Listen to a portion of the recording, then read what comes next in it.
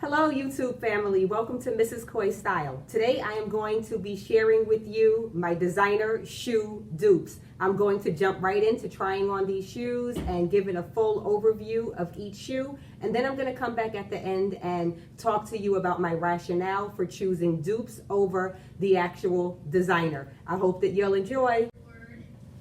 So the first shoe that I'm going to share is this square toe mesh pump with this gold chain detail that goes around the ankle. If this shoe looks familiar to you, it is because they are an exact dupe of the Bottega Venetta stretch pumps. These shoes are very comfortable and easy to walk in. I think that they are very stylish. I like them very much. I just did not want to pay the price of the Bottega Veneta version, which is currently 1,020 US dollars. So I picked these up and I am considering getting them in the beige color as well. They have also made some that have a pointed toe, as well as recently they released a few colors that have straps that tie up the ankle versus having this gold chain. So I like those as well. And next I have this dupe of the Bottega Veneta padded sandals. This particular version that I picked up, although they are pretty and at first glance they certainly do resemble the Bottega padded sandal, the quality of these is not really great. The shoe is too wide for my foot. I do not wear them often. They just do not flatter me at all. However, I do find that at first glance they certainly do resemble the Bottegas, as I said. The Bottega version currently goes for almost 900 US dollars. Next, we have what I call the Carrie Bradshaw shoe. However, these are in the flat version. This is a dupe of the Manolo Blahnik sandal, I believe that they call it. The Manolo Blahnik version of this shoe currently retails for 950 US dollars. I did not pay that for these. Next, I have the black version of the same style shoe.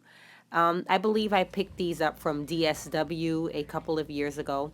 They're pretty comfortable. I wouldn't say that they are an exact dupe, but they definitely bear some similarities to the Manolo Blahnik shoe in terms of the material of satin and then the embellished jewelry detail on the toe. The Manolo Blahnik version of this shoe retails right now for $995 in most colors. Um, yeah, so what do you think of these? Next, I have these beautiful patent embellished pumps. I think that these shoes are so pretty. And if they look familiar to you, it is because they are a dupe for the Jimmy Choo Bing embellished patent leather mules. The Jimmy Choo version of this shoe retails for $950. I do believe that the height of the heel on the Jimmy Choo version is in fact taller. I do find this version that I picked up from Express to be very comfortable, easy to walk in, and easy to style. I can wear these with jeans as I'm doing here, or I can even dress them up for a night out. So I really do like this particular shoe very much. And lastly, I have what I believe to be the year's hottest shoe trend, and that is a platform shoe. These gold platform shoes can be a dupe for almost any of the high-end designer shoes that are being released now in the platform version, whether it be YSL, Altazora, Saint Laurent, any of the brands right now, because so many of them are making platform shoes. I think that they're just so beautiful. I know that platforms will always be around, and I just absolutely love this shoe. I love the heel, I love the color, I love the platform. Oh, just look at how they sit. I love these shoes. So those were the designer dupes that I wanted to showcase. I hope that you liked each of the shoes. Please let me know which one was your favorite, and I'll just share with you really briefly my rationale behind buying designer dupes over actually buying the designer. Obviously, it comes down to cost. It's always a matter of cost, and it's not necessarily not being able to afford it. It's being able to determine whether or not I am able to get my cost per wear, meaning if I spend $900 on a shoe, am I going to wear those shoes at least 9 times per month? And sometimes no. Again, sometimes it's a matter of trying to figure out if the shoe that you want is really going to fit into your lifestyle. Does it make sense for you to have a 5-inch or 6-inch Manolo Blahnik if you're only going to wear them, again, back to the cost per wear, but if you're going to wear them only, on occasions? So for me, everything always comes down to cost. And then I think about trend. So trend to me is definitely the square toe in terms of the Bottega. Don't get me wrong. I absolutely love the style of the square toe. I love the comfort of the square toe. I love the trendiness. I love everything about it. However, even if I really love something and I love it forever and ever and ever, when something kind of dies down and it's no longer a trend, I'm not as excited to wear it. And so I wouldn't know if that I wanted to invest $1,000 in a shoe that's only going to last me maybe 2 years or 4 seasons or however it is. But I actually love each of these because I do love the square toe. When I purchased them, I wanted to give it a chance. Couldn't justify the cost of the actual designer. So that is why I went with the dupes, the trend. As I mentioned, what fits into my lifestyle? This is a satin jewel-toned shoe. Am I going to wear these to work? Actually, I have.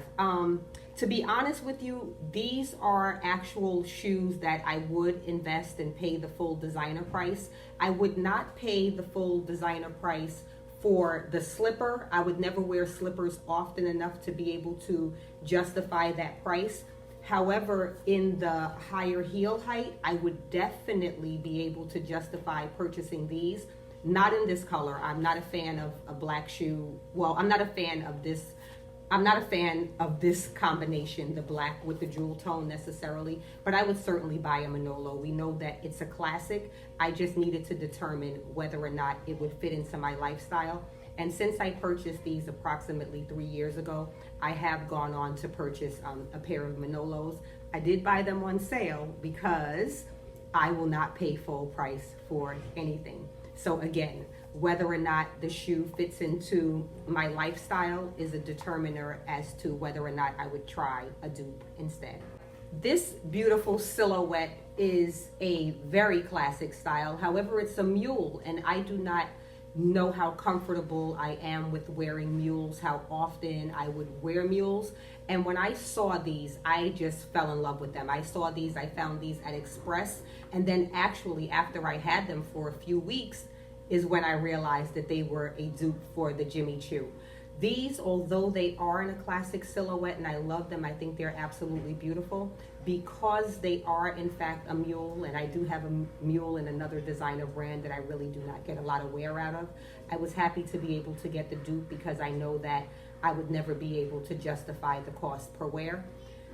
With all of that being said, and the confusion of it is that since these do have the pointed toe and the patent leather and this simple jewel tone, it would be something that could be considered a classic, and therefore I would want to invest my money in classics, things that I would have forever. However, the mule style of this doesn't really lend itself to my lifestyle. So again, we come back to the lifestyle. And now the current trend, the platform heel. I love the platform heel. I think that aesthetically it is absolutely gorgeous. This comes down really to comfortability. I love the idea of this shoe for photos. It does not lend itself to my everyday life. I am already almost 5 feet 11 inches. So wearing something this high with this platform just makes me feel taller than I would like to on a regular basis. And therefore I did not want to invest too much money in it because I did not feel like I'd be able to justify the cost per wear. I'm hoping that at some point I will develop more comfortability with my height just to be able to balance out my style choices along with my comfortability.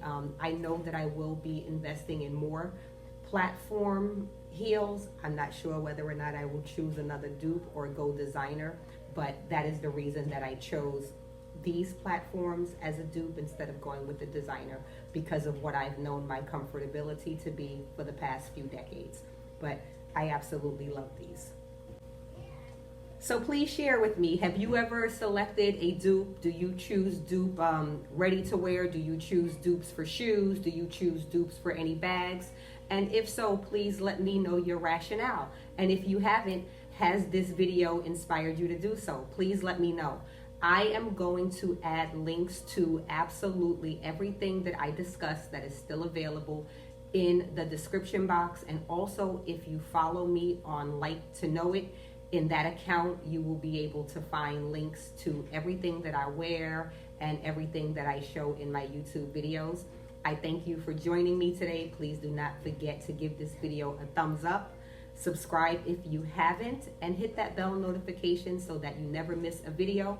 And as always, everything that you heard me speak about and everything that you've seen me show in today's video is me to a C. Thank you.